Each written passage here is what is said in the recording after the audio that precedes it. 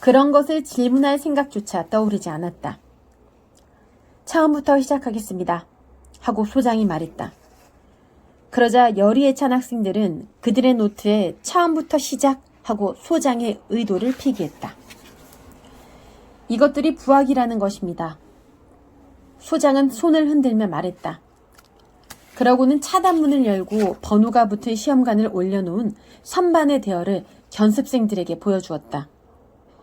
이것이 이번 주에 할당된 난자들입니다.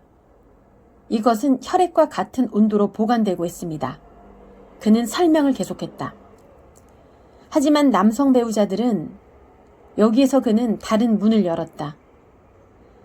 이것들은 37도가 아니라 35도로 보존됩니다. 체온을 그대로 유지하면 수정이 일어나지 않습니다. 순양들을 열 발생 장치로 감싸면 새끼양을 낳지 못하는 이치이다. 소장이 부하기에 몸을 기댄 채 현대식 수정법을 간결하게 설명하는 동안 견습생들의 연필은 읽을 수도 없는 필체로 노트 위에 휘갈기고 있었다. 물론 서두에 외과적 조치를 이야기했다. 이 수술은 사회의 이익을 위해 자발적으로 행해집니다. 6개월분의 월급에 해당하는 보너스가 지급된다는 사실은 말할 필요도 없습니다. 이것에 이어 절제된 난소를 산채로 보관하고 성장시키는 기술을 어느 정도 설명했다. 그러고 나서 최적의 온도와 염분과 점도에 관하여 설명하고 다시 분리되어 성숙된 난소를 보관하는 액체에 관한 설명이 있었다. 그러고 나서 견습생들을 작업대 쪽으로 인솔하여 여러 가지를 견학시켰다. 이상에서 말한 액체를 시험관으로부터 끌어내는 방법, 그 액체를 현미경에 특별히 데운 슬라이드 위로 한 방울씩 떨어뜨리는 방법, 그 한 방울 한 방울 속에 담긴 난소의 이상 여부를 검출하여 그 수를 파악하고 다시 그것을 다공질 용기에 옮기는 방법, 다시 이 용기를 정충들이 자유롭게 유영하고 있는 수프 같은 액체에 담근다는 것. 1세제곱센티미터당 최소한 10만 개의 정충이 집결해 있다고 소장은 역설했다. 그리고 10분이 지나면 그 용기를 액체로부터 건져 그 내용물을 다시 검사한다. 어떤 난소가 수정을 일으키지 않았다고 다시 한번 그 액체에 담근다. 필요하면 몇 번이고 반복한다. 수정된 난소는 다시 부하기로 옮겨진다. 알파나 베타 계급은 완전히 봉해지기까지 그곳에 그대로 두지만 감마, 델타, 엡실론 계급은 36시간만 지나면 그곳에서 꺼내어 보카노프스키법으로 처리된다. 보카노프스키법! 하고 소장은 반복했다. 그러자 견습생들은 그들의 작은 노트 속에 적힌 그 단어에 밑줄을 그었다. 한 개의 난자로부터 하나의 태아가 나오고 거기서 한 사람의 성인이 생긴다. 이것을 정상이라 한다. 그러나 보카노프스키법으로 처리된 알은 싹이 나고 증식해서 분열한다. 8에서 96개의 싹을 틔우며 그 한 개 한 개가 성장하여 완전한 형태를 지닌 태아가 되고 각각의 태아는 완전한 크기의 성인이 된다. 전에는 한 인간이 자라던 곳에서 96명이 자라도록 한다. 이거야말로 진보가 아니고 무엇인가. 본질적으로 보카노프스키법이란 일련의 성장 억제 조치로 구성된 것입니다. 정상적인 성장을 억제할 때 알들은 그것에 대응하여 발화 현상을 일으킨다는 말입니다.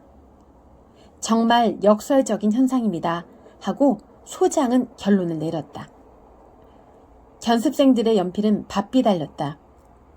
소장은 지적했다. 매우 서서히 움직이는 컨베이어 위에 놓인 시험관이 가득한 선반이 큼직한 금속 상자 속으로 들어가고 또 하나의 시험관이 선반은 거기에서 나오고 있었다. 기계는 부드러운 소리로 울고 있었다. 시험관들이 그곳을 통과하는 데는 8분이 걸린다고 그가 설명했다. 강력한 엑스레이를 8분간 견딘다는 것은 난자가 감당할 수 있는 극한치라는 것이다. 그 중에는 사멸하는 난자도 있다. 생존한 것들 중에서 가장 반응이 약한 난자는 2개로 분열하지만 대개는 4개의 싹을 내민다. 어떤 것은 8개의 싹을 내민다. 다시 모든 것은 부화기로 환원된다.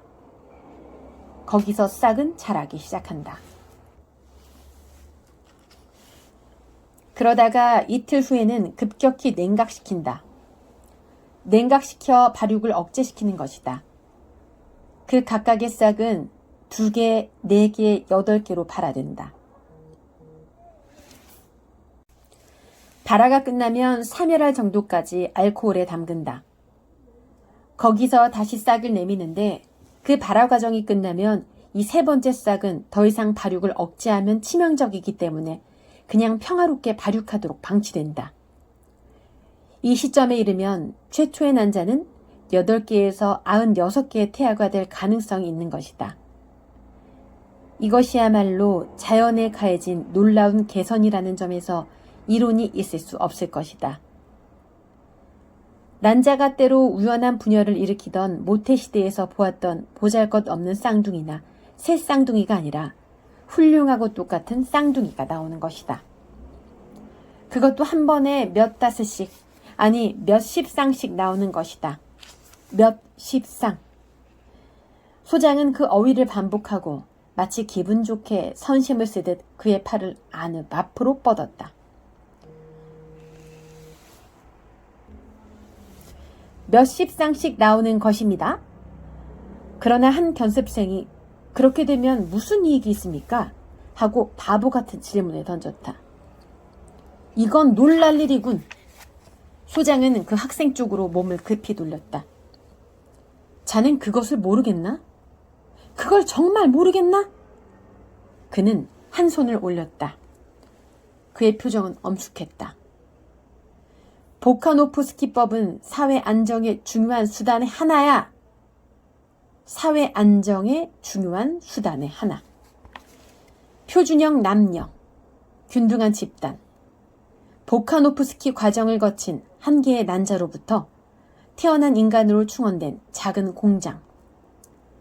96명의 일란성 쌍생아들이 96개의 동일한 기계를 조작하는 거다. 그 목소리는 열의에 차서 거의 떨리고 있었다. 여러분들은 지금 여러분이 어디에 있는지 알고 있지 않습니까? 인류 역사상 최초로 하고 소장은 세계 국가의 표어를 인용했다. 공유, 균등, 안정이 실현된 것입니다. 거창한 말이다. 우리가 무한히 보카노프스키 과정을 지속시킬 수 있다면 모든 문제는 해결될 것입니다. 표준형의 감마 계급, 한결같은 델타 계급, 균등한 엡실론 계급의 경우는 이미 해결되었다. 수백만의 일란성 쌍생아를 생산할 수 있다. 대량 생산의 원칙이 마침내 생물학에 응용된 것이다. 그러나 슬프게도 우리는 무한히 이 보카노프스키 과정을 확대할 수가 없습니다. 소장은 머리를 흔들었다.